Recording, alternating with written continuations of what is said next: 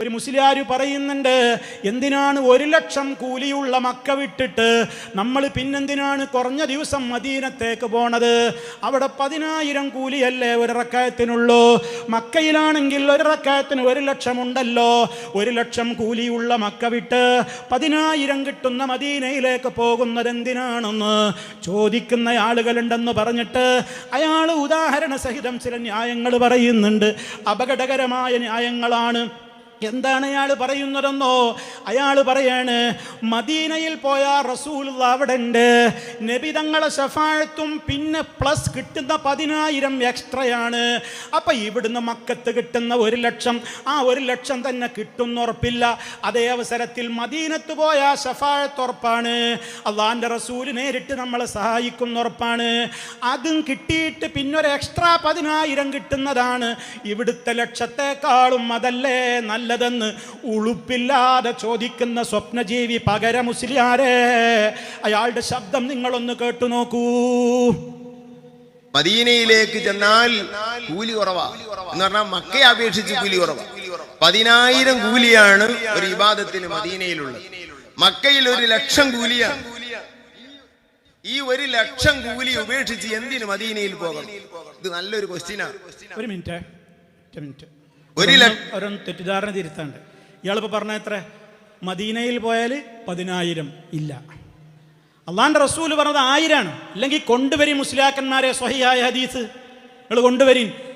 ഈ പകര ഹസനി പറയുന്നത് 10,000. നമ്മളെ പേരോട് മൗലിയർ പറയണത് എത്രയെന്നറിയോ? ഈ അടുത്ത് കായംകുളത്തുനിന്ന് ഇയാൾ പ്രസംഗിക്കുന്നുണ്ട്, പേരോട് മൗലിയർ.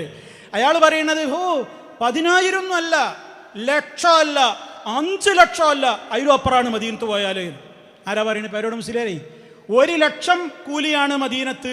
അവിടെയല്ല 5 ലക്ഷമാണ്, അല്ല അതിനും അപ്പുറത്താണ്. എന്തും പറഞ്ഞൂടെ ഇബ്ലീസിന്റെ മാത്രം അനുയായികൾക്ക്?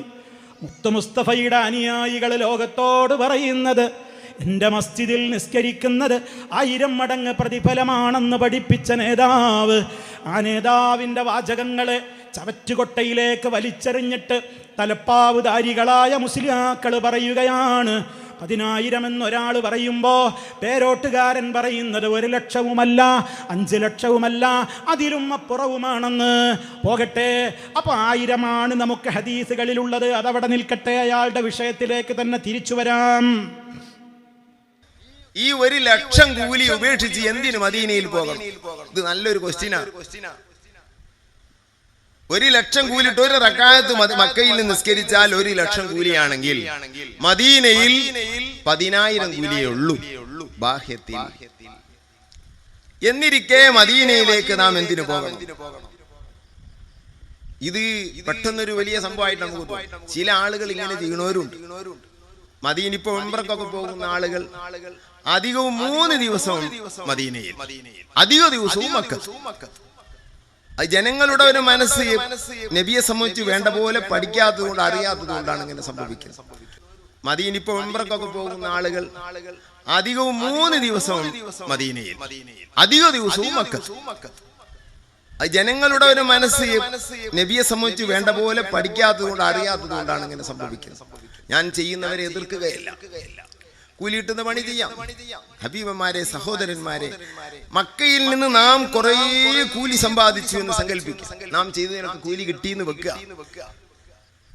വളരെ നിബന്ധനകളുണ്ട് കൂലി ലഭിക്കാൻ. അതങ്ങനെ ആ നിബന്ധനയൊക്കെ ഒത്തിണങ്ങി ഈ ലക്ഷങ്ങൾ നമ്മൾ വാരിക്കൂട്ടി എന്ന് നമ്മൾ സങ്കല്പിക്കുക.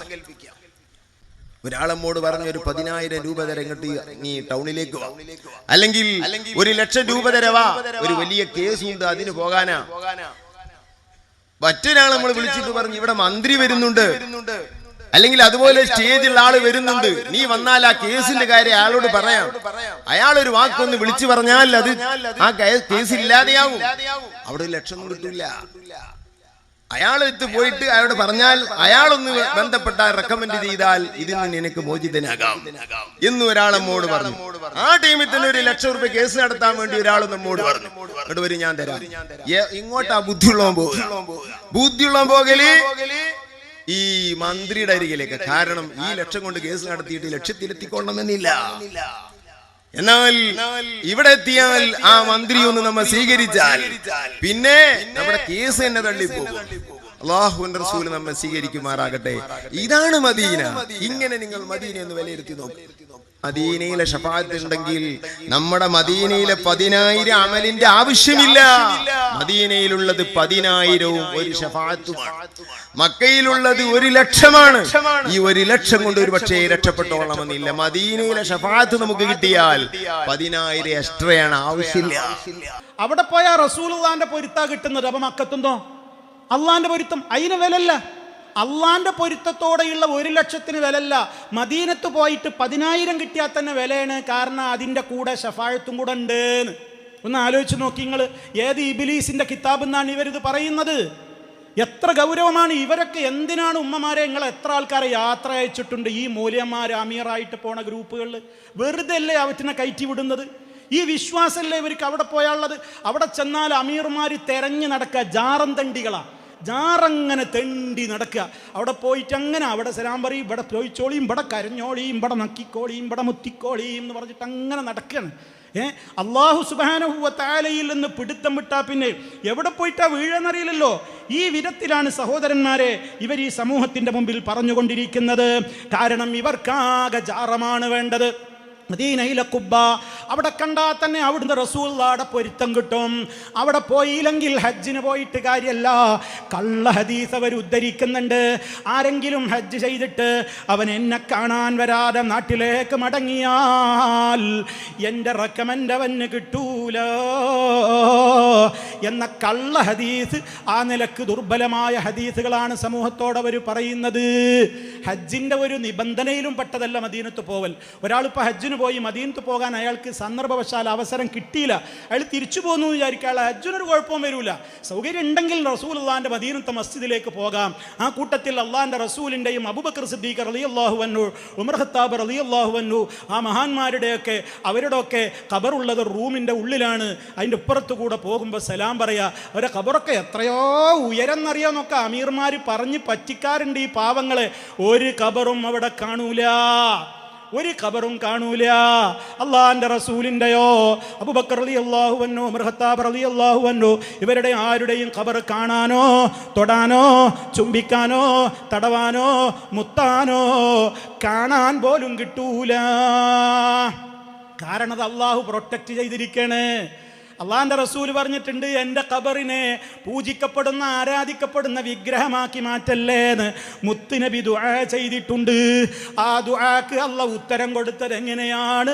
ഫഅജാബ റബ്ബുൽ അലമീന ദുആഅഹു വഅഹാതഹു ബിസലാസത്തിൽ ജുദ്റാനി. എത്രയോ നൂറ്റാണ്ടുകൾക്ക് മുമ്പ് മഹാനായ ഇബ്നുൽ ഖയ്യിം റഹിമഹുല്ലാ അദ്ദേഹത്തിൻ്റെ നൂനിയത്ത് എന്ന് പറയുന്ന കവിതാ സമാഹാരത്തിലൂടെ പറയാണ്, അള്ളാഹിന്റെ റസൂലിന്റെ ദുആക്ക് അല്ലാഹു ഉത്തരം കൊടുത്തു. എങ്ങനെ? 3 കൽച്ചുമരുകൾക്കകത്താക്കിയിട്ടാണ് ആ ഖബറുകൾ ഉള്ളത്. കാണാൻ പറ്റൂല. എത്രയോ നൂറ്റാണ്ട് മുമ്പ് അത് 3 ചുമരിൻ്റെ ഉള്ളില. നൂറ്റാണ്ട് പിന്നിട്ടപ്പോൾ 4-ാം ചുമരും ഗ്രില്ലും ഉണ്ട്. 4-5 മറക്കപ്പുറത്ത് ആ ഖബർ കാണാൻ കഴിയൂല. എന്നിട്ട് ഇവിടുന്ന് പോണ പാവങ്ങളെ പറ്റിക്കും മൗലവിമാർ. കണ്ടില്ലുമ്മ, ആ ഹോളിൻ്റെ ഉള്ളിൽ കിടങ്ങനെ നോക്കിക്കോളിട്ടോ, എന്തുയരല്ലേ ആ മനെ, പൈസ മുതലായി. ഒന്ന് ആലോചിച്ച് നോക്കി. അപ്പൊ ഇവരെ സംബന്ധിച്ചിടത്തോളം അതാണ് അവർക്ക് ഏറ്റവും പ്രധാനം. അതുകൊണ്ട് മദീനയിലാണ് അധികം സമയം ചെലവഴിക്കേണ്ടത്, മക്കയിലല്ല.